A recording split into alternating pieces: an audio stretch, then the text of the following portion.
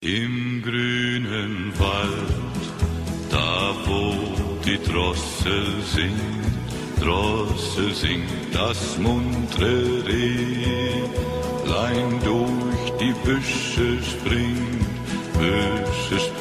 wo Tann und Fichte stehen am Waldessaum. Erlebt ich meiner Jugend schönsten Traum, wo Tann und Fichte stehen am Waldessaum.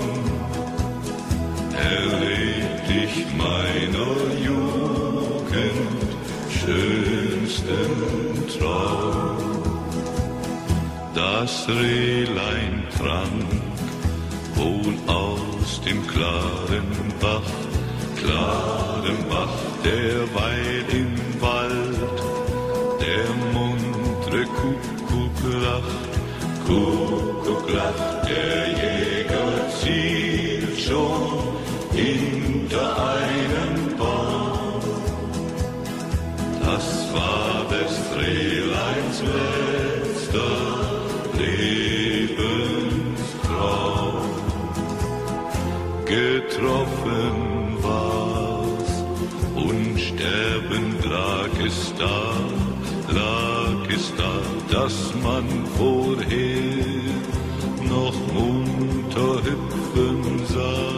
hüpfen sah, da trat der Jäger aus des Waldes Saum und sprach, das Leben ist ja nur ein Traum.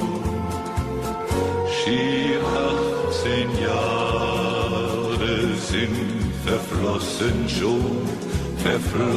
schon, die er verbracht als junger Weidmannssohn.